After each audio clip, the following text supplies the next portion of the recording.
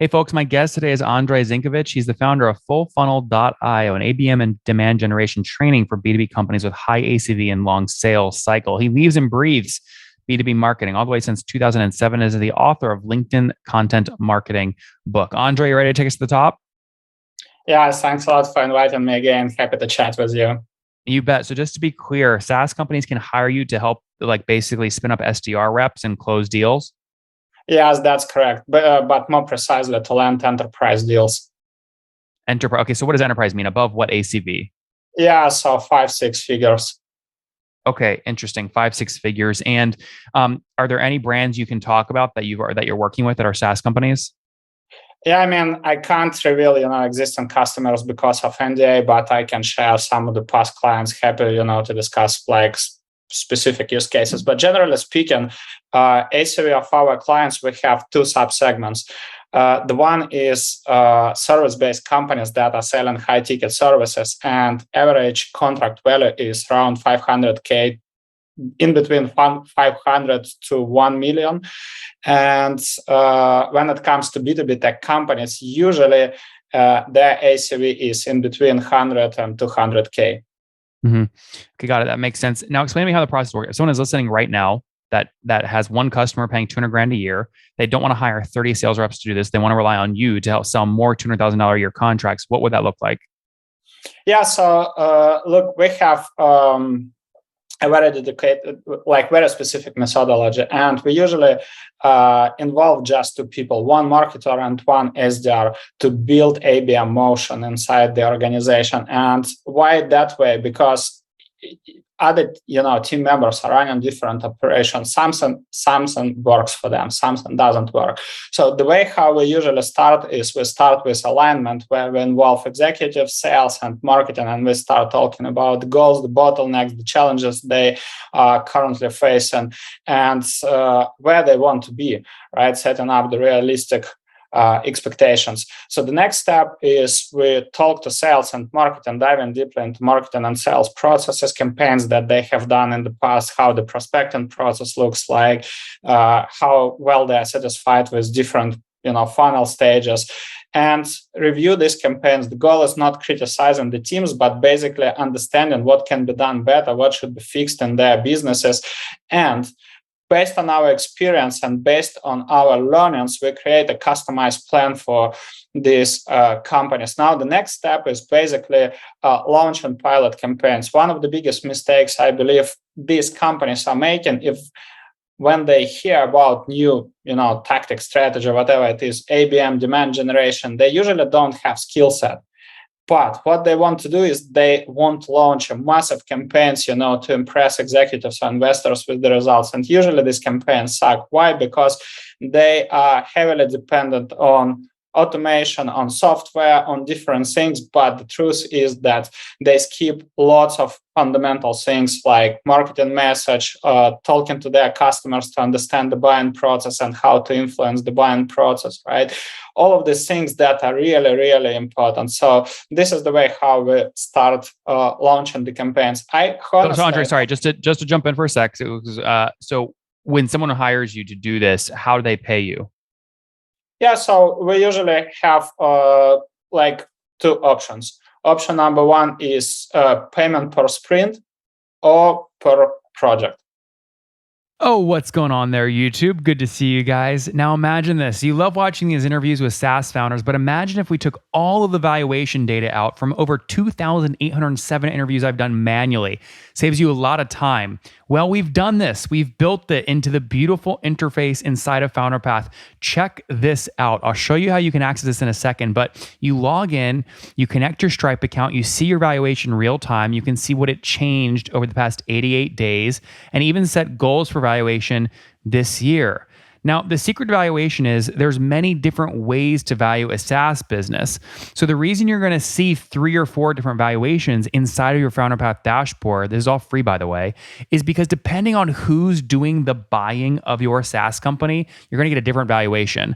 A VC is going to pay a different valuation. Private equity firm is different. If you're going to do a minority sale, that's different. And if you sell the whole business, that's a different valuation. You can see all those when I hover over here. Right. So the teal is what a VC would pay, yellow is what private equity, and red is if you sold the whole thing outright. Now, what's cool about this is not built off random data. Again, you guys hear these interviews on YouTube. All these data are built from real-time valuation data points founders share with us on the show. So traction, 1.2 million, seed round, 3.7 raise, they sold 22% of their business. Go in here and filter by the event. Maybe you only want to see companies that have sold the whole business. Well, here are a bunch that have been acquired, the valuation and the multiple. Maybe you're going out right now and you're raising your seed round. Well, go in here and look at all this recent seed deals that went down, what they raised, what valuation they raised at, and what percent that they sold. There's never been a larger data set of SaaS valuations than what you can get now inside of FounderPath, and we're thrilled to bring it to you. All right, we're going to go back to the YouTube video here in a second, but if you want to check this tool out, if you want to jump in and sign up, you can check it out for free to get your valuation at this link, founderpath.com/products/valuations. Or if you go to founderpath.com and hover over products, click on get your valuation here and go ahead and sign up to give it a whirl. Again, all that valuation data live right inside the platform. I hope to see you there. All right, let's jump back into the interview. So why not like pay per SDR? Never considered this option for several reasons. Why? Because as I said, initially we start pilot campaign with just two people, one marketer and one SDR, right? And in this case, basically we'll make less money if we're considering, your offering. So our goal is to build the momentum and build the trust and get the results fast.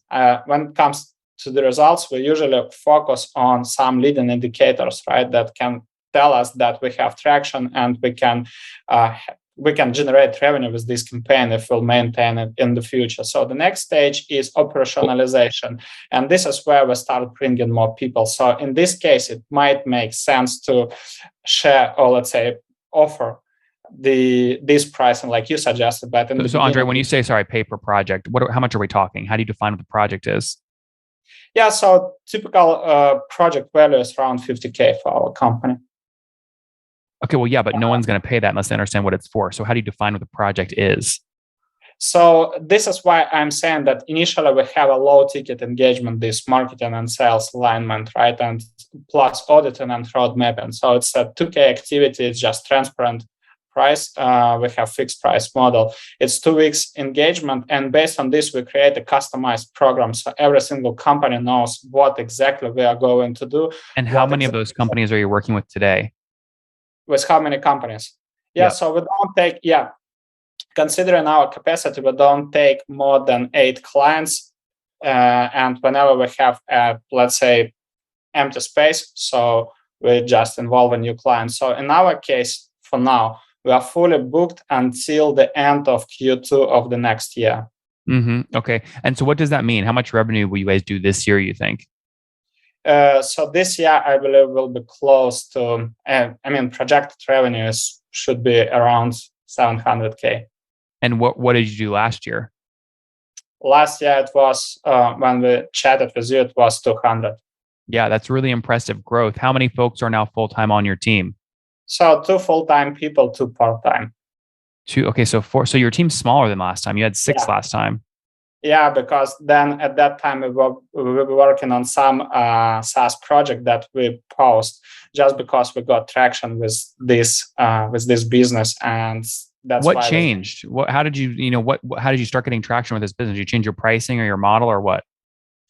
Just basically the evolution. So we doubled down on demand generation last year, and especially in United States and Canada got some really good traction, and basically the evolution of clients. So more challenging projects, more advanced clients. And I mentioned with you typical price, but with some of these clients we have retainer, right? And that's different story. It's usually customized price. And so this is how we ended up where we are now. Mm-hmm. Okay, this makes sense. So 4 people, $700,000 in revenue this year. I mean, how do you service 8 customers though with 4 people? I guess one marketer and one salesperson can work up with 8 clients at a time? Not exactly. So when it comes to consulting business, basically, let's split this revenue. So when it comes to this, because we have 3 tiers of clients, right? tier one clients, these are our consultant clients, and we generate from consultant. If, like, let's say, considering this 700, I believe 500K more or less would come from consultant. Then we have what we launched this year for our tier two clients. So basically for smaller teams, so-called live boot camps. These are 4-6 weeks, group training programs on specific activity like ABM or demand generation, whatever. So we expect 150K, and around 50K will come from on-demand courses. Got it. On demand. Okay, got it. On demand. So people can, these on-demand courses, do you put them in an LMS, like a learning management system, where people can pay to put their team members through it? Exactly. Okay. So you figured a way to sort of scale consulting in a high margin way.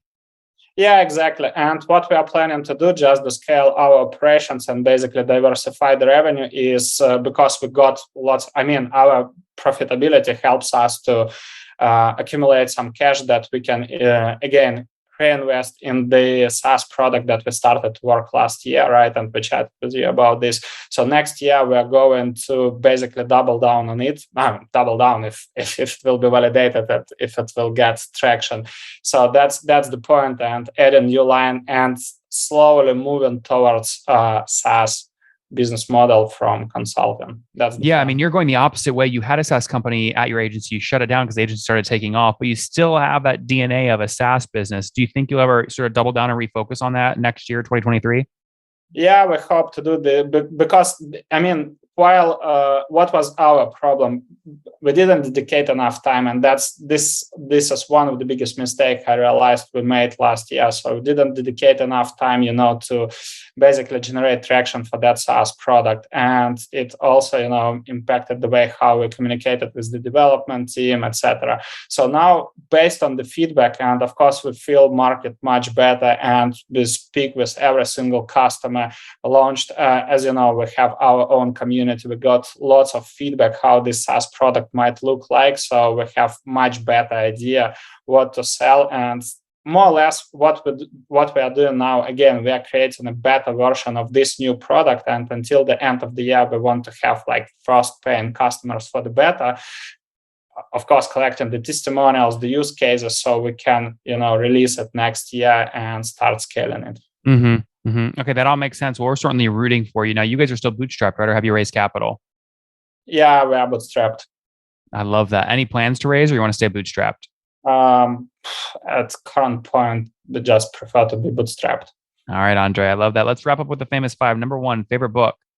A favorite book, if when it comes to business, it's 80/20. Richard Cohen as well, 80/20 in Sales and Marketing by Perry Marshall. When it comes to nonfiction, I love the cyberpunk books by Neil Stevenson. So he's a crazy guy. Number 2, is there a CEO you're following or studying? So I told last year, I'm following you, I'm following Casey Graham from Crave. He's really a fantastic guy. So, but not that much. I mostly following folks from my marketing space. We can call Chris Walker, for example, from Refine Labs. He is also CEO, but still he's B2B marketer. Number 3, what's your favorite online tool for building the business? Oh, good question. So I would say probably something that is related to my marketing space. I love new marketing automation software. In Charge, I switched from ActiveCampaign, and this software is dope. I would say that they have a bright future if they will continue to grow the product the right way. That would be a fantastic marketing automation software. Number 4, how many hours of sleep do you get every night?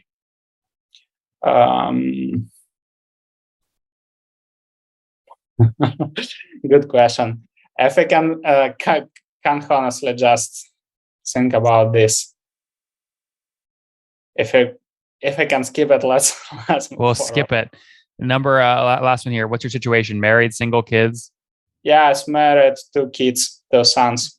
And I think you're 35 now, right? Yeah. Very cool. Last question. Something you wish you knew when you were 20. I recently wrote a post about 18 things I wished I'd learned when I was 20. But if if I would share just one thing, start the personal branding thing and building the audience as fast as possible and getting rid from corporation world and start my own business as fast as possible. Guys, fullfunnel.io is an agency that helps you scale your sales and your outbound quickly. They did 200,000 bucks in revenue last year, on track this year to more than triple that to 700,000 bucks in revenue, and with a smaller team. So revenue per employee went up because they got more efficient. They're recording their systems. They're putting in a learning management system, which you can pay to put your team members through, or you can pay FullFunnel directly to run that ABM and spin up that ABM campaign for you. Working with about 8 customers right now, booked through Q1 of 2023. You can also listen to Andrei and his co-founder on September 1st in Austin, Texas at our event, Founder 500. We hope to see you guys there. And Andrei, thanks for taking us to the top. Yeah, and thanks a lot for inviting us again. Super excited about your conference. And again, happy to chat with you.